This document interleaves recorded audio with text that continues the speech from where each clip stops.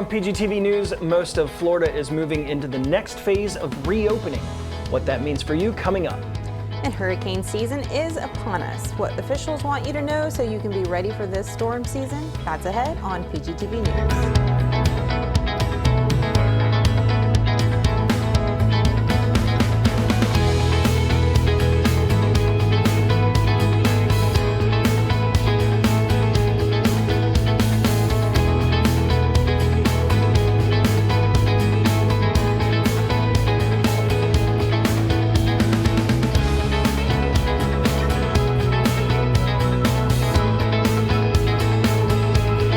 Welcome to PGTV News, I'm Steve Barnes. And I'm Tina Mann. Governor Ron DeSantis has now moved most of Florida, including Polk County, into Phase 2 of reopening the state.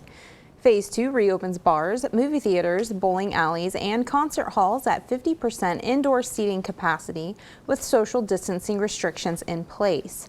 DeSantis also allowed for restaurants to go to full capacity, provided the businesses can continue social distancing. The governor warned that even as the state is making progress to reopen, it does not mean that coronavirus is no longer a threat, saying the virus isn't gone. I think that's a key thing to remember. Though we're opening businesses and we're getting back to building the economy back up, we still have to be vigilant. Right. And I mean, people need to use their own discretion as far as their own health and their risk factors to determine whether they're safe to go out. And of course, there's lots of different testing sites and things like that open now, so there's really no reason to be in wonder. Well, as hurricane season approaches, Polk County Emergency Management warns that hurricane shelters should only be considered as a last resort, especially with coronavirus still a threat. Unprecedented challenges that we're going through getting ready for the hurricane season because of COVID. It's normally challenging anyway, but with the new restrictions, the new COVID-19 nexus of everything that we do. During a May 29th meeting, Emergency Management Director Paul Womble briefed the county commissioners on the status of the county's hurricane shelters for the 2020 storm season. Due to the pandemic and the social distancing and cleaning guidelines associated with preventing further outbreaks, Director Womble outlined the number of shelters and spaces available and how everything related to hurricane preparation would be more difficult this year. Shelter capacity may be reduced to a third of normal capacity due to social distancing guidelines and reserving space for those shelter occupants who have symptoms of coronavirus. Staffing for shelters may be impacted as well. Food distribution would be impacted as all meals would be required to be packaged for single servings. Shelters, regardless of pandemic or not, should always be considered a last resort, as many people have no other option. Director Womble also urged residents not to rely on hotels, as suggested by government officials at the state level. There are less than 7,500 rooms across Polk County, and many of these rooms will be needed for traveling utilities workers as they work to restore our power. Officials urge to prepare for hurricane season as soon as possible. That is very important, because a lot of the time it's actually safer to shelter in place if you're not in a mobile home and you are not in a flood zone, as long as you're adequately prepared with your disaster kit and your backup food supplies, etc. And of course there are places on the Polk County website where you can go to see if you are in some of those dangerous flood zones, things like that. Of course, if you're a homeowner, you probably already know if you're in those areas.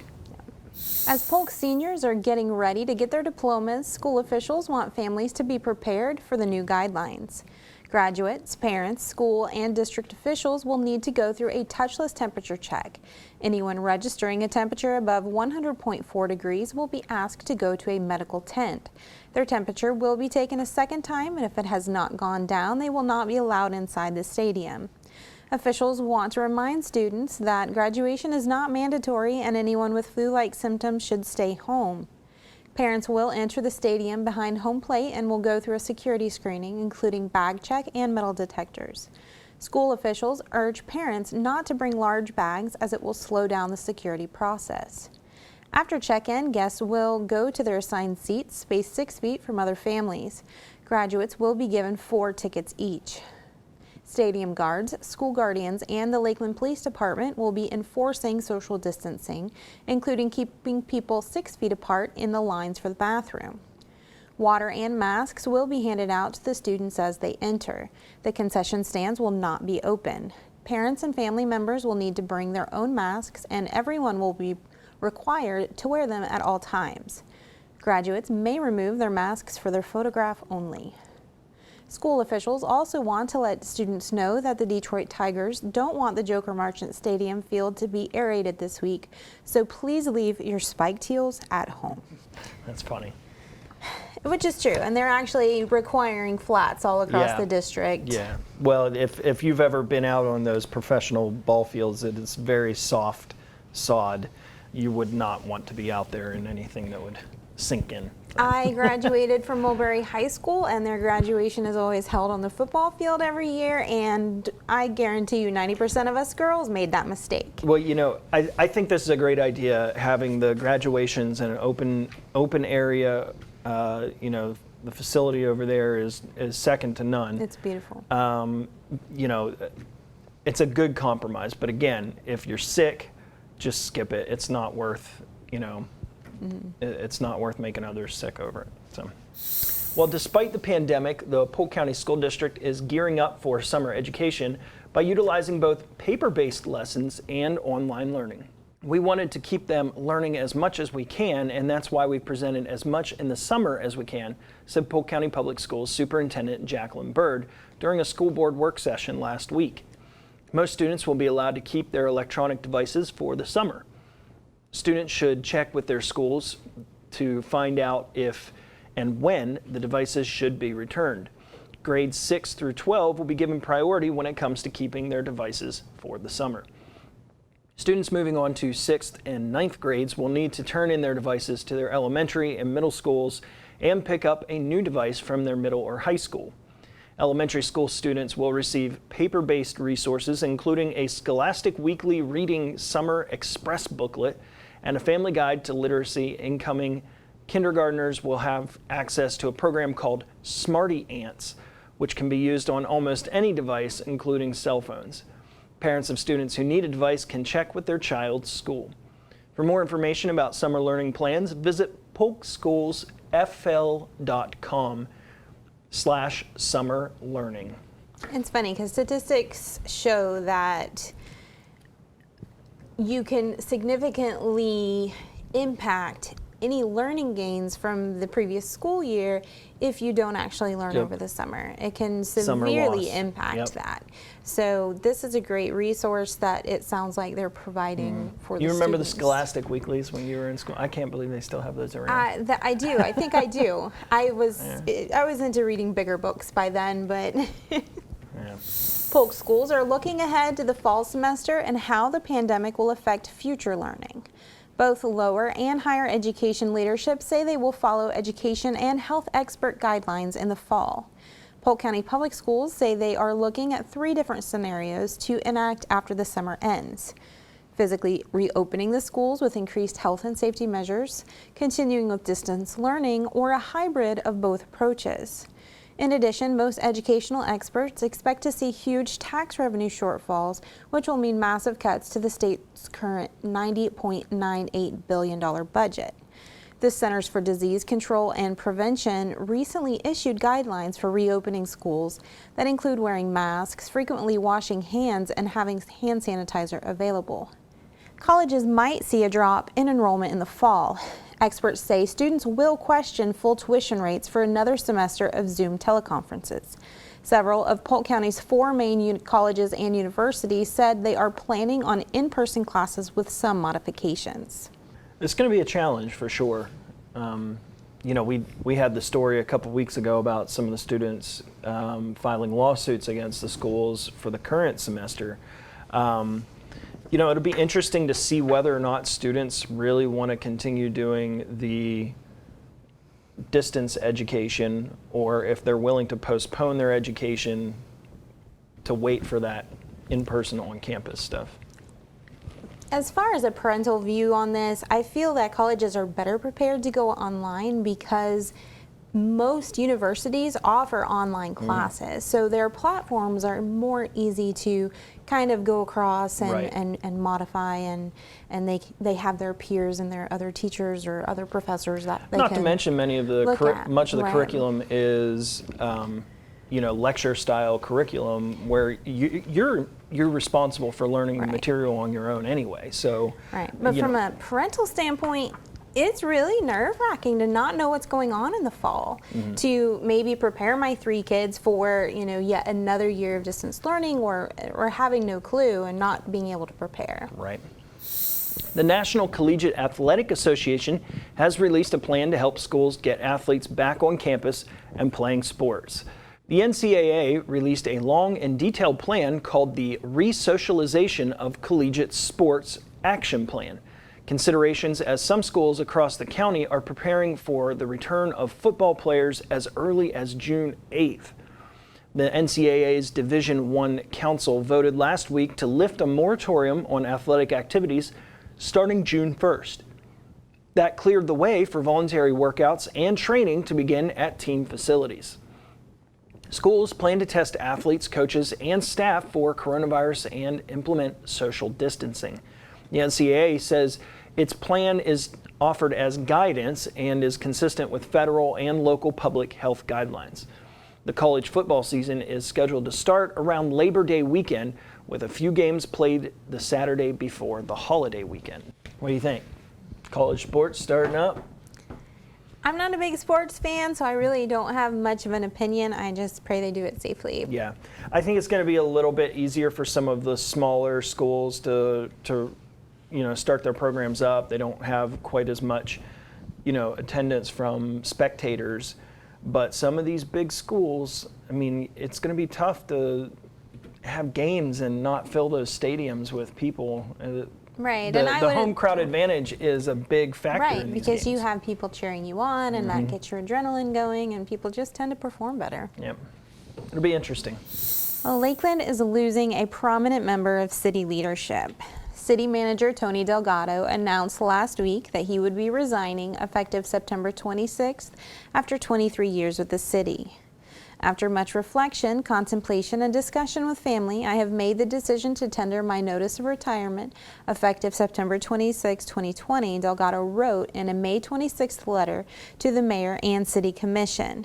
This certainly was not an easy decision. However, I personally believe that it is the proper time for my family and I to begin exploring what the next chapter of our lives has in store for us. Delgado started his career with Lakeland at what was then known as the Lakeland Center, now the RP Funding Center, in January 1997 as the facilities assistant director. Within 4 years, he became part of the city's administrative management team. In November 2000, he was promoted to assistant city manager, and within a few years was named deputy city manager. Delgado was appointed as city manager on January 4, 2016, following 3 months as the interim city manager. His appointment to city manager followed a tumultuous time in the city with multiple Lakeland Police Department officers fired and the resignation of Police Chief Lisa Womack. Mr. Delgado's been there. He's been a constant figure in the city of Lakeland, and he will certainly be missed. He will. He is calm. He is thoughtful, and it's a loss. And he's had a lot of years of experience. He leaves Lakeland with a lot of institutional knowledge, that's for sure. Well, Winter Haven Fire Department and city officials participated in the groundbreaking ceremony for Fire Station 3 on Eloise Loop Road on Friday. The new station will be built to the latest fire station standards and meet both the current and future needs of the community. It will replace the temporary trailer at 6600 Cypress Gardens Boulevard, which was used for almost 18 years. The state-of-the-art station will house engine 531 and cost about $3.2 million, which is $400,000 under the original budget proposed in 2009. The 12,000 square foot station will be fully equipped to house firefighters during a hurricane and has offices for police officers as well. Engine 531 will be an advanced life support engine equipped with the same equipment an ambulance has. Construction on the 6.4 acre plot began Monday and will take about a year. The new station will serve the southeast part of the city. New fire stations are always a good news for the community and for the firefighters. Yeah, and when you consider how long this one has been in the making, I mean, the original plan was proposed in 2009. That's a long time. You know, that's a long time to wait for that to come to fruition, but here it is. Here it is. Awesome. And $400,000 under the budget of what was proposed in 2000. How often does that happen? How often does that happen? Yeah. You are absolutely correct. The Florida Cabinet voted last week to approve buying a conservation easement on a 713-acre property in the Green Swamp north of Polk City. Under the agreement, the state will pay $1.125 million to the landowner, AVT Ranch, for a perpetual easement to prevent possible development of the property. The owner sold those rights to Florida's Department of Environmental Protection. The purchase was one of 7 acquisitions the Cabinet approved during its meeting last week, protecting a combined 32,000 acres through the Florida Forever Land Conservation Program. The largest piece is a 17,080-acre property known as the Bluffs of St. Teresa in Franklin and Wakulla counties. The agreement allows AVT Ranch to continue agriculture operations on the property. The pasture land could be converted to citrus and fruit tree cultivation, the contract says. The entire tract is designated for low-intensity agriculture and recreational use. The Florida Forever program, enacted by the state's voters, has protected more than 800,000 acres since 2001.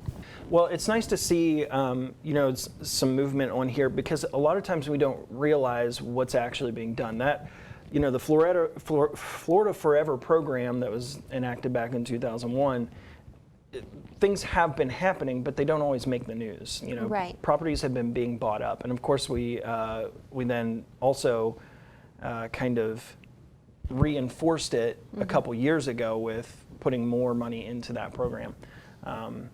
But this is a great step. It is a great step, and it's important to protect Florida's natural resources and and not overpopulate.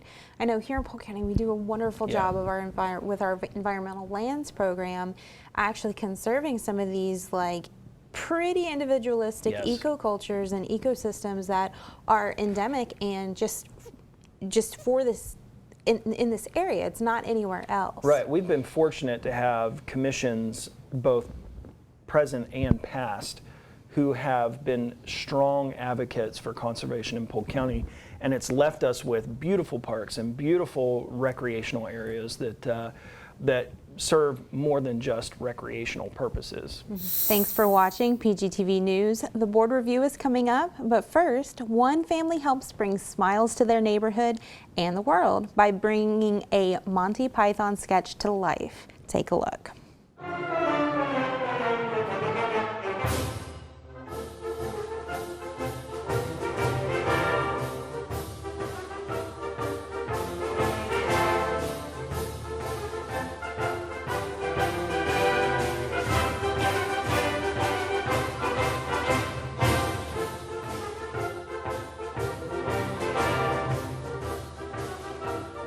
Our neighbors on our block started participating immediately.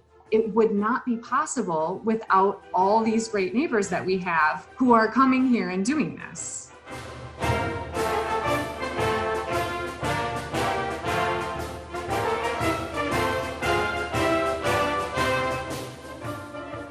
Late one night, my phone just started dinging over and over, and I picked it up and I said to Carl, I'm getting all these hits on our Yorkshire Silly Walks account. What's going on? And it turns out a neighbor of ours that we didn't know had gone by and taken a photo of her husband doing a very silly walk. And that posting went viral on Facebook. And so the hits just started coming in. And what went from a dozen people, most of which I begged to join, is now at nearly 55,000.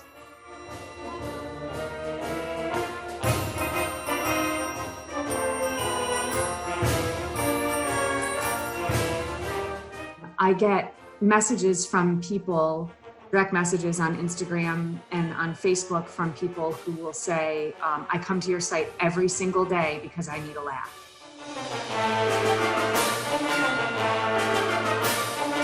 It's really time consuming just to kind of scroll through the whole day, but it's really rewarding when you stop and you find a really good clip.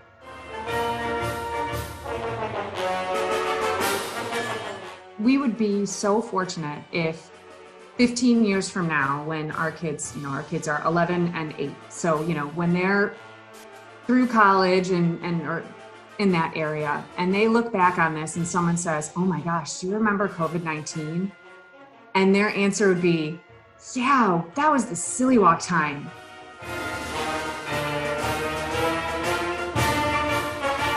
The number of people who, once they saw the website, they went and they put signs out in front of their yards and they got their neighbors going. There's easily 50 Silly Walks Instagram sites that have been started since we started ours.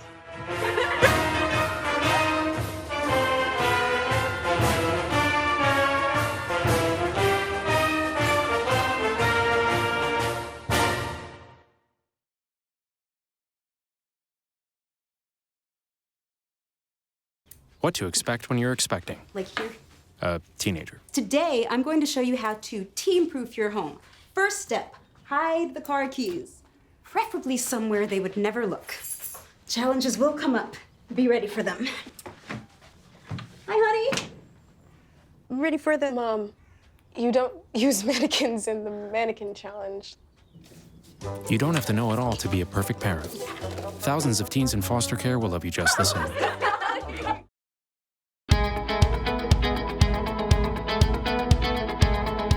Welcome to the Board Review with news about your county government. I'm your host, Tricia Pichette. Today you'll learn about County Commission actions from the June 2nd, 2020 board meeting.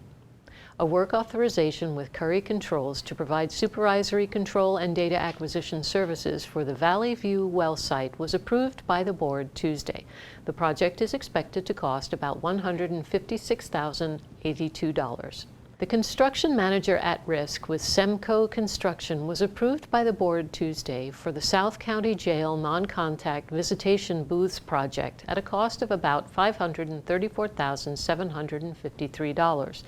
This project will remodel the existing interior space into a non-contact visitation configuration that will aid in contraband prevention as well as provide access to professional visitors to meet current demand.